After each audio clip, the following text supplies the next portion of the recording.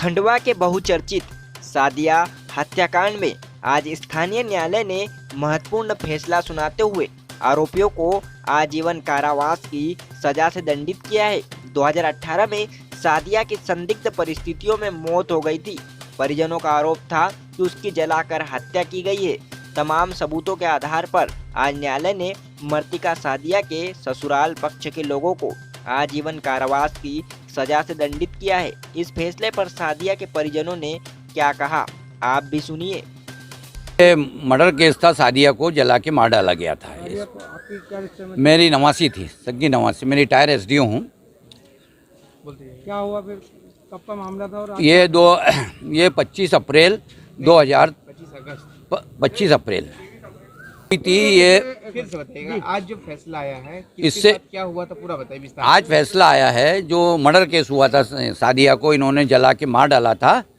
इसकी शादी हुई थी 2013 में, 18 अप्रैल 2013 में हुई थी। और मर्डर इन्होंने करा था जो रात में 24 अप्रैल और 25 में दरमियानी रात में इन्होंने मर्डर करा था इसका, और मर्डर करके जला दिया था इसको। क्या किस बात के लिए मर्डर? एक तो दहेज था, दहेज का मामला था सबसे ज़्यादा। 6 लड़कियां हों इनके परिवार में, इसके जेठ को 6 लड़कियां थी, इसको भी एक लड़की हो गई। वो लड़के थे नहीं इनके परिवार में। इसके पहले भी इसने इरशाद, जो इसका जेठ है, उसने एक लड़की को स्लो पॉइजन दे के मार डाला था। मलकापुर की थी, उसके सगे मामा की लड़की थी। तो ये आज जो फैसला आया, कितना खुश हैं आप इससे? बहुत संतुष्ट हैं न्याय से, मुझे बहुत अच्छा है। और मैं खुद एक रिटायर हूँ, तो मुझे बहुत अच्छा लग रहा है कि इनको मतलब सज़ा आज क्या था?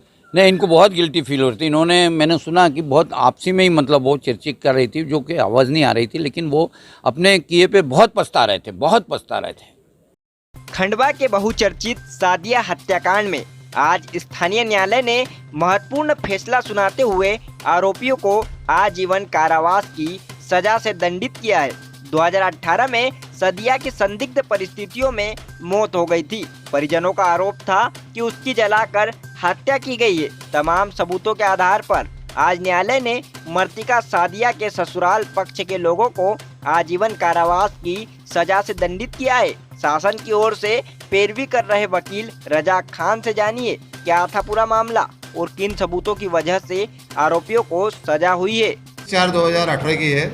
इसमें सादिया भी मृतिका थी, मतलब उसको उसके ससुराल में ही वो थी उस समय, और घर पर मतलब एक सम्मिलित परिवार में निवास करती थी, जिसमें उसका पति, जेठ, ससुर और सास, ये लोग निवास करते थे। और नंद मतलब एक खंडवा में दी हुई थी, मतलब तो खंडवा में उसका आना जाना रहता था।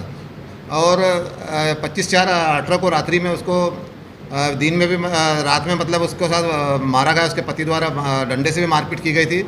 और इसके पश्चात रात्रि में उसके साथ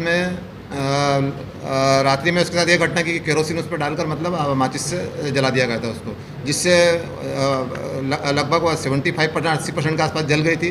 और इसके बाद मृत्यु उसकी स्पॉट पे हो गई थी। इसके बाद पुलिस को सूचना गई, पुलिस आई, मर्ग कायम हुआ। मर्ग कायम के बाद में विवेचना की पुलिस ने।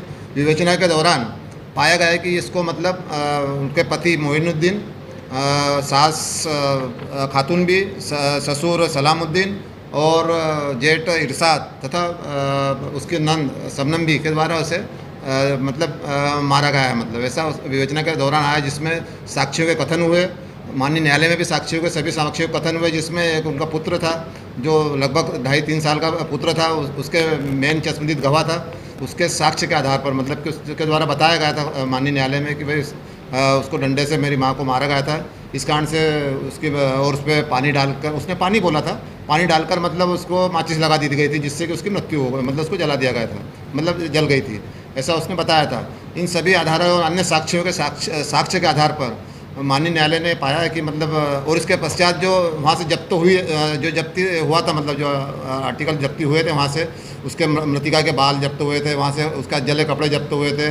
और जो उसमें 5 आरोपीगण हैं, 5 आरोपीगणों को माननीय न्यायालय के द्वारा 498 मतलब दहेज प्रताड़ना के उसमें 3 वर्ष का कारावास एवं 302 का मामला हत्या के मामले में उनको आजीवन कारावास की सज़ा तीनों मुलजिमों को और साथ में जुर्माने से उनको दोष सिद्ध किया गया। हत्या कारण ये रहा कि उसमें बताया गया कि पहले से उसके जेठ की 6 पुत्रियां थी, बाद में इसका एक पुत्र था और इसको भी मतलब मृतिका को भी पुत्री पैदा हो गई थी।